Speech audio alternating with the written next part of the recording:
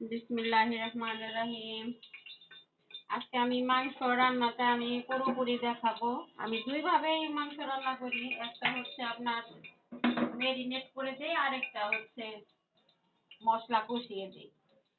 Pressure কুকারে রান্না করলে অনেকেই আছে একদম মাখিয়ে ঢাকনা দিয়ে দেয়, আমি সেটা করি না। ওটা করলে কি হয়, মাংসটা কষানো হয় না, তাড়াতাড়ি সিদ্ধ হয়ে যায়।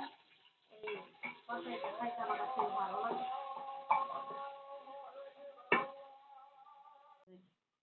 কথা বলি না।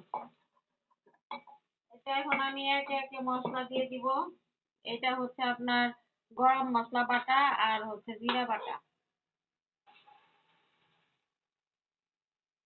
একটু শুধু খিচুড়ির জন্য রাখবো আর পুরাটাই দিয়ে দেবো।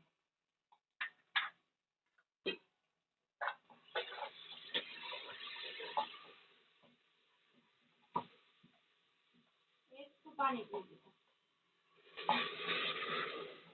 ভাতটাকে তো দিতে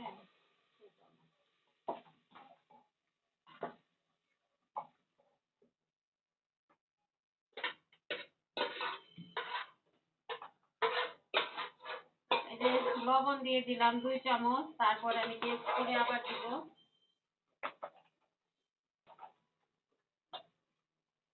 তারপরে শুকনা মরিচের গুঁড়া দিয়ে দিব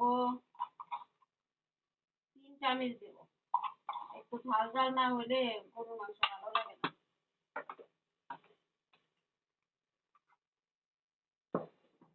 আমি সজের গুঁড়াও দিয়ে দিব 3 চামচ, কারণ আমরা হচ্ছে মাংসের মধ্যে একটু মশলা বেশি খাই। কম মশলা তেল তেল করলে আমরা খাইতে পারি না। হলুদের গুঁড়া দিয়ে দিলাম 2 চামচ।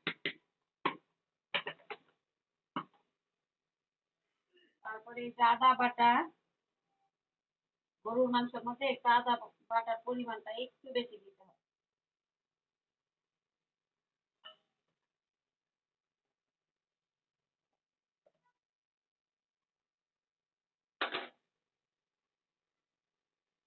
এখানে হলো পেঁয়াজ বাটা।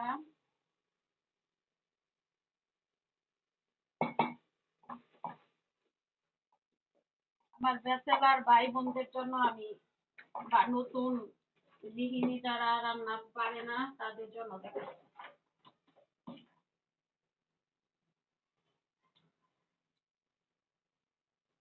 তারপরে এখানে হলো রসুন বাটা।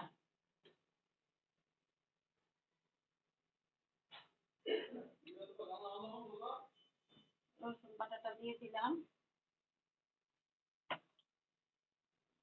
এখন মাংসটা একটু কষাবো, সরি মশলাটা।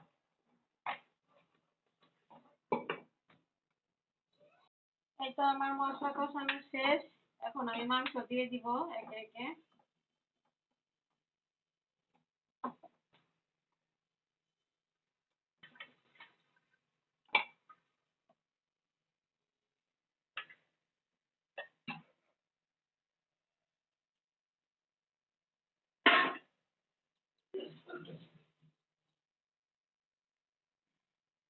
আজকে আমার 3টা ডে বন্ধুরা, জানেন 3টা ডে কিভাবে আপনাদের আমি বলি। আমি এই দিনে আমার পেজ খুলছি, তার মানে পেজ ডে, আমার হাজবেন্ডের বার্থডে, আর হলো 31st। তাহলে 3টা ডে হলো না বলেন? একসঙ্গে আমি 3টা ডে পালন করি।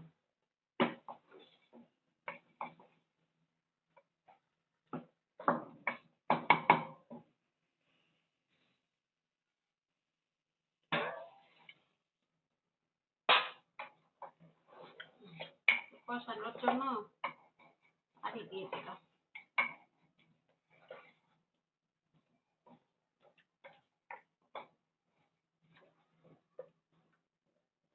আমি ঢাকা ছাড়া এখন কিছুক্ষণ কষাবো। শুধু এই যে এভাবে দিয়ে রাখবো, আটকাবো না, আটকাবো আমি ঝোল দেওয়ার পরে। তো এই যে আমার মাংস দেখেন।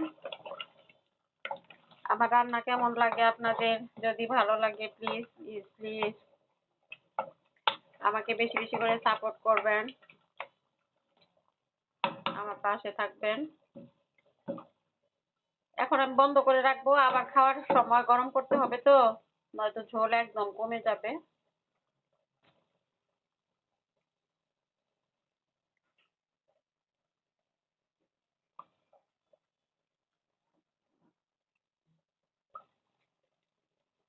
আসলে রান্নার কি জানেন, কালার দেখলেই বোঝা যায় যে রান্না কেমন হয়। আজকে আমি পুরো রান্নাটা দেখাইছি আমার ব্যাচেলার ভাই বোনদের জন্য, এবং নতুন বিবাহিত অনেকেই আছে রান্না বুঝে না কি দিয়ে কি করতে হয়, তাদের জন্য আমি প্রথম থেকে একদম শেষ পর্যন্ত দেখাইছি। তো সবাই ভালো থাকবেন, সুস্থ থাকবেন, আল্লাহ হাফেজ।